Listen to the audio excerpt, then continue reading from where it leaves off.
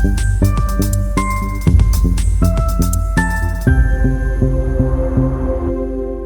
के एग्जाम में physical chemistry से रिलेटेड सबसे ज्यादा बार पूछा जाने वाला law that is Henry law. एक बार फटाफट से इसका भी रिवीजन देखते हैं। हेनरी लॉ किसे बोलते हैं? At a constant temperature. ये लिखना हम लोग यूजुअली भूल जाते हैं। That is what?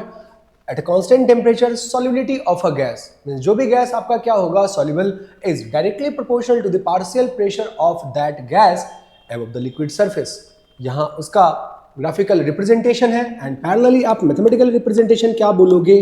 P is directly proportional to XB, where P is equals to KH times क्या होगा XB, जहाँ P partial pressure of that gas, XB is mole fraction and KH is Henry's constant।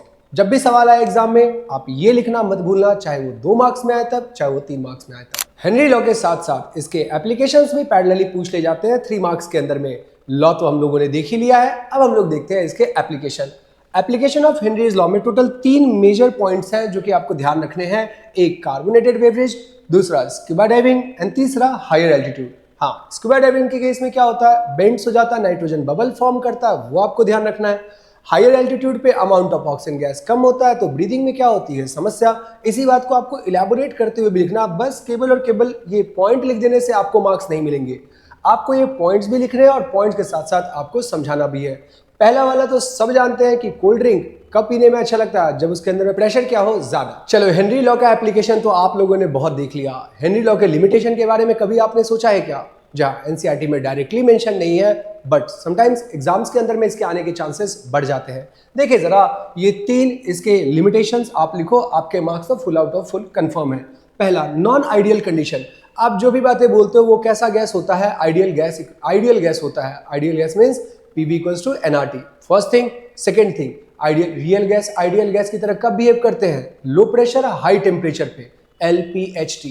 और अगर वही pressure जब ज्यादा हो जाएगा और टेम्परेचर आपका क्या हो जाएगा ज्यादा, तो वैसे केस में आपका हेनरी का लॉ एप्लीकेबल नहीं होगा। दूसरा, गैसेस आपस में क्या कर ले जाए? रिएक्ट कर ले जाए, उस केस में भी आपका हेनरीज लॉ एप्लीकेबल नहीं होगा। And the third one, that is case आपका कहीं एसोसिएशन और डिसोसिएशन का तो नहीं, वैसे भी केस में आपका हेनरी का लॉ एप्लीकेबल नहीं होगा। 3 मोटी मोटी चीजें आपको ध्यान रखना है: non ideal condition, chemical reaction and association and dissociation. Henry law की तो चीजें देखी रखी है आप लोगों ने। एक बार फटाफट से राउल्ट्स लॉ की भी चीजों को देखते हैं। राउल्ट्स लॉ क्या बोलता है? राउल्ट्स लॉ बोलता है partial pressure of any volatile component is simply directly proportional to the mole fraction of it. सही है। आप इस चीज को अगेन एक वर्ड जोड़ना बहुत जरूरी है, एट कांस्टेंट टेम्परेचर। उसके जस्ट नीचे मैथमेटिकल एक्सप्रेशन लिखना ना भूलें, that is P is directly proportional to क्या बनेगा? P इज डायरेक्टली प्रोपोर्शनल बनेगा आपके पास x के, और ऑब्वियसली हमें तो हमारे पास बाइनरी सोल्यूशन होता है, that is A plus B goes to what? Goes to solution. तो अगेन आप यहाँ पे बोल सकते हो PA is directly proportional to x से and PB is directly proportional to what? Our XB। Proportionality का साइन हटाते तो क्या लगता है? PA is equals to P naught A X से एंड PB equals to क्या बनेगा? PB equals to बनेगा P naught B XB। आपको तो बस केवल और केवल ये टर्म ध्यान रखना है। अगर आपको ये टर्म ध्यान है देन डेफिनेटली आप आराम से ये दोनों निकाल सकते हो। सामने में इसका ग्राफिकल रिप्रेजेंटेशन भी है जिसको आपने बहुत बार देखा है। फिजिकल केमिस्ट्री का one of the most important difference वाला सवाल, दैट इज क्या? What do you mean by ideal and non ideal solution? 2 marks और 3 मार्क्स में बहुत बार पूछा जाता है। आप आइडियल की चीजों को ध्यान रखना, नॉन आइडियल की चीजों में तो आपको क्या लगा देना है? सब में नॉट इक्वल टू लगाते चलते चले जाना है। दैट मींस आइडियल सॉल्यूशन वो जो राउल्ट्स लॉ को क्या करते हैं? फॉलो। राउल्ट्स लॉ को फॉलो करने का मतलब क्या? PA किसके इक्वल होना चाहिए? P naught A X से, एंड PB किसके इक्वल होना चाहिए? P naught B XB। वही नॉन आइडियल सॉल्यूशन में तो दोनों का दोनों बराबर नहीं होगा and ultimately P total P naught A X से and P naught B XB के भी बराबर नहीं होगा। Again second point is what? Our interaction. आपने याद भी किया होगा बट जल्दी से इसको फिर से समराइज कर लेते हैं। इस केस में interaction solid solid particle, solvent solvent particle and solid solvent particle same होते हैं, बट उस केस में सेम नहीं होते हैं। Further, delta volume of mixture या डेल्टा इंथैल्पी ऑफ मिक्सचर, दोनों के दोनों इस केस में क्या होंगे? 0। और वही नॉन आइडियल सोल्यूशन में क्या होगा? Not equal to 0। फटाफट से इस टेबल को ध्यान कर ले। Ideal and non ideal solution आप लोगों ने देख लिया। अब नॉन आइडियल सॉल्यूशन में फर्दर कितने टाइप के होते हैं सबको पता है, दो। एक क्या होता है हमारे पास पॉजिटिव डेविएशन और एक क्या होता है हमारे पास नेगेटिव डेविएशन। यूजुअली सवाल में, एग्जाम्स में ये सवाल हमेशा ही आने के चांसेस रहते हैं, right some difference between positive and negative deviation. आपको याद करने के लिए कुछ नहीं करना है, सब में वैल्यूज आप क्या कर दो, ग्रेटर देन और इक्वल टू ग्रेटर देन 0 कर दो, तो वो हमारा कौन सा डेविएशन कहलाएगा, वो हमारा बनेगा पॉजिटिव डेविएशन। और सब केस में आप वैल्यूज क्या कर दे, लेस देन 0, याद करने का झंझट ही नहीं, आपका सारा का सारा कौन से वाले में चला जाएगा, नेगेटिव डेविएशन में चला जाएगा। एक चीज और, इंटरेक्शन वाली चीजों को आप कैसे रखोगे याद, जब वॉल्यूम कम अगर हो गया, मींस जब delta we of mixture less than 0 हो गया, इसका मतलब क्या, सॉलिड सॉल्वेंट के पार्टिकल एक दूसरे को अट्रैक्ट कर रहे हैं, इसलिए दोनों कहां आ रहे हैं, पास में, और वॉल्यूम ऑफ मिक्सचर क्या हुआ है, लेस देन 0। और जब भी कभी ये वाली चीजें होंगी, मींस दोनों के बीच में इंटरेक्शन क्या हो जाएगा, ज्यादा बढ़िया।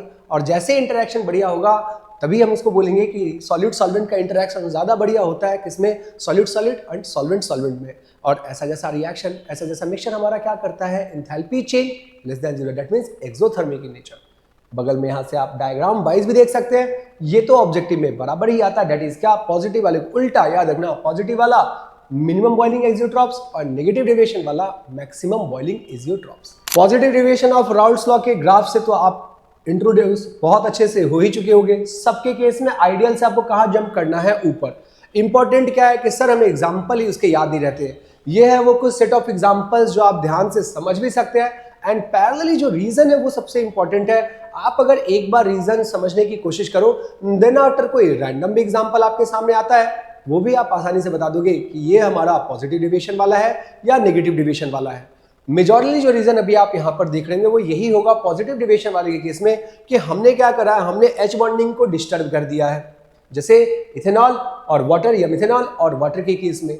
या नहीं तो आप दो अपोजिटली टाइप के इंटरमॉलिक्यूलर फोर्स ऑफ अट्रैक्शन वाले चीजों को आपने क्या किया है, एक साथ डाल दिया है।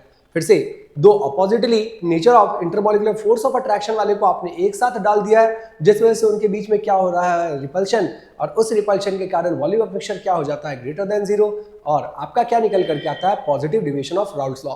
फटाफट से सारे एग्जांपल्स और उसके लॉजिक डेफिनेटली आप एक बार देख के जाए। पॉजिटिव डेविएशन का एग्जांपल तो देख ही लिया, भूल गए नेगेटिव डेविएशन का एग्जांपल देखना, फटाफट से आप देख लें नेगेटिव डेविएशन के एग्जांपल्स क्या हैं। और नेगेटिव डेविएशन में क्या होता है, फोर्स ऑफ अट्रैक्शन और ज्यादा क्या होता है, फास्ट, और उसके पीछे का मेजॉरिटी रीजन क्या होता है कि दोनों पास में आते हैं तो हैप्पी हैप्पी क्या बनाते हैं, एच बॉन्डिंग।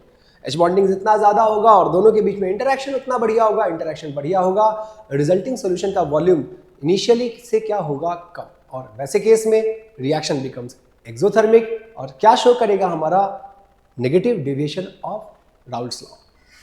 और इसके एग्जांपल्स और इसका डायग्राम आपके सामने जो कि आप लोगों ने देख रखा है।